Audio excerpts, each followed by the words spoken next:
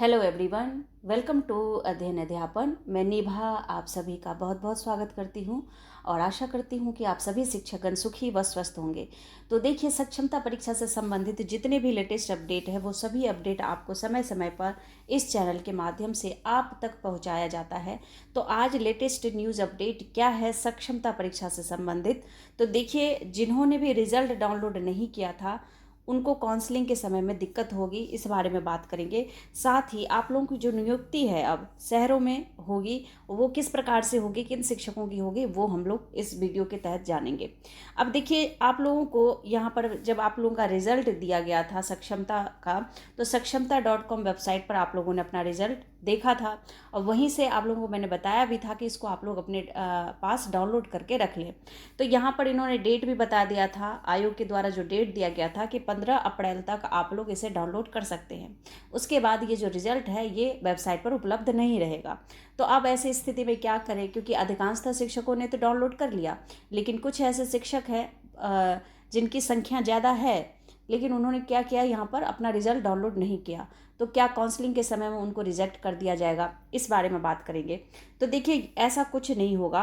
आपका जो यहाँ पर वेबसाइट के ऊपर जो रिजल्ट दिया गया था वो यहाँ पर आपको एक यहाँ पर रिजल्ट बताया गया था कि आप पास है, फेल है, कितने मार्क्स हैं।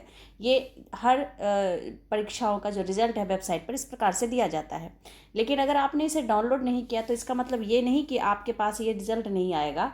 ये रिजल्ट विभाग के पास आपका यहाँ पर सिक्योर है और ये रिजल्ट आपको तब डिक्लेयर कर दिया जाएगा, यानी आप तक पहुँचा दिया जाएगा जब आपका काउंसलिंग का डेट डिक्लेयर किया जाएगा। तो काउंसलिंग से पहले पहले आपके सभी जिलों में आपका रिजल्ट आप तक पहुँचाया जाएगा, ठीक है।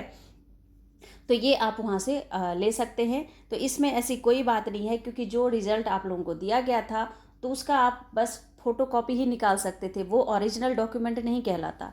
लेकिन जो अब आपको जिला के माध्यम से आप लोगों को अपना रिज़ल्ट दिया जाएगा वो ओरिजिनल होगा, उसको आप लोग संभाल के रख लीजिएगा, उसमें कोई गलती ना हो।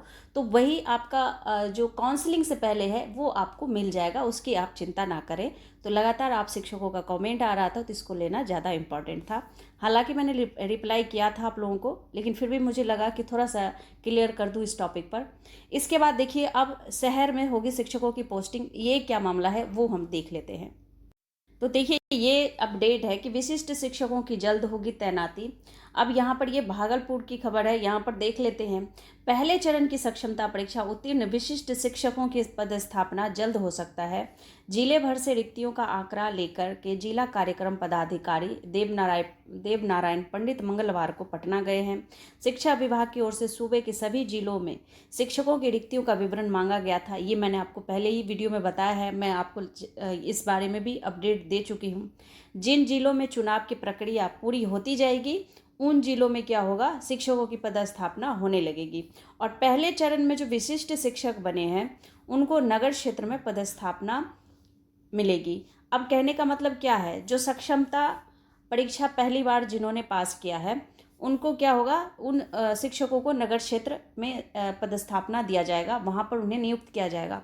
तो अधिकतर जो आपके सक्षमता पास शिक्षक जो भी आप लोग हैं, आप सभी को अधिक संख्या में ये हो सकता है कि ज़्यादातर शिक्षकों को यहाँ पर शहरी क्षेत्र ही दिया जाएगा, क्योंकि आपको पता है जो नियोजित शिक्षक हैं उनको भी उनका जो स्कूल आवंटित अभी किया गया है उसमें भी बदलाव देखने को मिलेगा, उनका भी स्थानांतरण हो सकता है।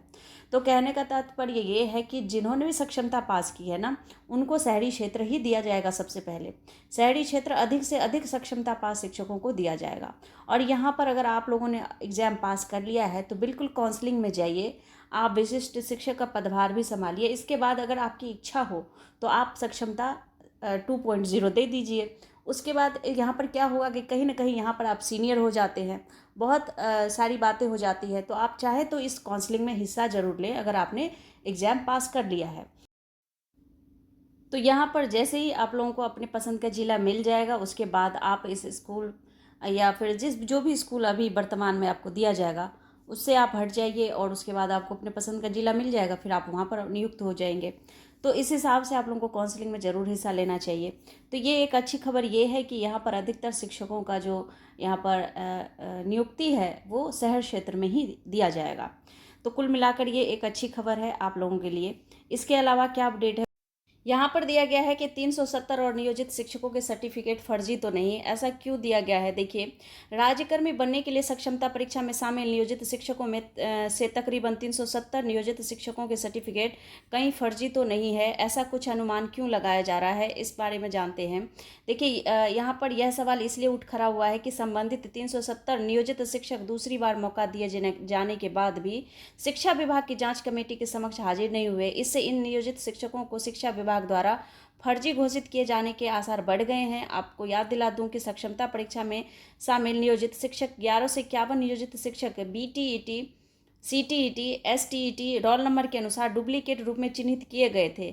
ऐसे सभी 11 से 51 नियोजित शिक्षक भौतिक सत्यापन के लिए शिक्षा विभाग में इनको भौतिक सत्यापन के लिए 22 मार्च तक ये सारी प्रक्रियाएं चली। लेकिन क्या हुआ कि भौतिक सत्यापन में संदेह के घेरे में आने वाले नियोजित शिक्षकों के डॉक्यूमेंट जब्त किए गए। तो जिनके भी सर्टिफिकेट फर्जी लिए गए, देखे गए, उनको कमेटी के द्वारा यहाँ पर जब्त कर लिया गया उनके डॉक्यूमेंट को। लेकिन यहाँ पर 420 नियोजित शिक्षक भौतिक सत्यापन के लिए आए ही नहीं। और इससे यह सवाल उठ खड़ा हुआ कि भौतिक सत्यापन में शामिल नहीं होने वाले संबंधित 420 जो नियोजित शिक्षक के सर्टिफिकेट हैं वो कहीं फर्जी तो नहीं है, इस वजह से वो नहीं आ रहे हैं। यह आशंका इस बात को लेकर भी उठ खड़ा हुआ है कि भौतिक सत्यापन में नहीं आने वाले जो नियोजित शिक्षक हैं उनके द्वारा उसमें शामिल नहीं होने को लेकर किसी प्रकार की सूचना भी नहीं दी गई कि वो किस कारण से वहाँ पर उपस्थित नहीं हुए हैं। बावजूद संबंधित 420 नियोजित शिक्षकों को शिक्षा विभाग ने अंतिम अवसर के रूप में एक और मौका इस निर्देश के साथ देने का यहाँ पर फैसला किया था कि इस बार जांच कमेटी के समक्ष हाजिर नहीं होने वाले जो नियोजित शिक्षक हैं उनको फर्जी घोषित कर दिया जाएगा। तो इन्होंने, जो जांच कमेटी है शिक्षा विभाग ने, फिर से इनको एक मौका दिया। लेकिन इसमें क्या हुआ कि नियोजित शिक्षकों को यहाँ पर फर्जी घोषित करने का जो निर्णय लिया गया है, ये ऐसा कुछ इन्होंने यहाँ पर वार्निंग दी थी। इन 420 नियोजित शिक्षकों के लिए शिक्षा विभाग ने शेड्यूल भी तय किया। उस शेड्यूल के तहत शिक्षा विभाग के डॉक्टर मदन मोहन झा स्मृति सभागार में 1 अप्रैल से 10 अप्रैल यहाँ पर एक बार फिर से 10 अप्रैल से 15 अप्रैल तक जांच कमेटी बैठी। लेकिन 420 नियोजित शिक्षकों में से केवल कितने शिक्षक गए? 45 से 50 नियोजित शिक्षक ही जांच कमेटी के समक्ष हाजिर हुए। और अगर जांच कमेटी के समक्ष हाजिर होने वाले नियोजित शिक्षकों की संख्या 50 ही मान ले तो तकरीबन 370 नियोजित शिक्षक दूसरी बार भी जांच कमेटी के समक्ष हाजिर नहीं हुए। तो बहरहाल इन नियोजित शिक्षकों के मामले में अब शिक्षा विभाग के स्तर पर निर्णय लिया जाना है। हालांकि जांच कमेटी के समक्ष हाजिर होने वाले नियोजित शिक्षकों में भी पहली बार की तरह ही कई नियोजित शिक्षक फर्जी सर्टिफिकेट धारी ही निकले। अब कहने का मतलब ये है 420 को दोबारा से बुलाया गया। 420 शिक्षक में से कितने शिक्षक गए? तो लगभग 50 शिक्षक गए। और इनमें से भी कई शिक्षक ऐसे थे जिनके डॉक्यूमेंट फर्जी थे, यानी कि उनके नाम का डॉक्यूमेंट नहीं था। तो यहाँ पर कुछ ना कुछ प्रॉब्लम थी। इसके अलावा जो 370 नियोजित शिक्षक हैं वो अभी तक जांच के लिए नहीं गए हैं और इनके सर्टिफिकेट को कहीं ना कहीं फर्जी करार दे दिया जाएगा और हो सकता है कि इनको पद से हटा भी दे। तो ऐसा कुछ यहाँ पर शिक्षकों से संबंधित जो अपडेट था वो मैंने आपको बता दिया है। और यहाँ पर मैंने बता दिया है कि आपको शहरी क्षेत्र किस आधार पर दिया जाएगा। और कोई अपडेट आता है तो बिल्कुल आप लोगों को सूचित करूँगी। तब तक आप लोग अपना ख्याल रखिए। Thank you and thanks for watching.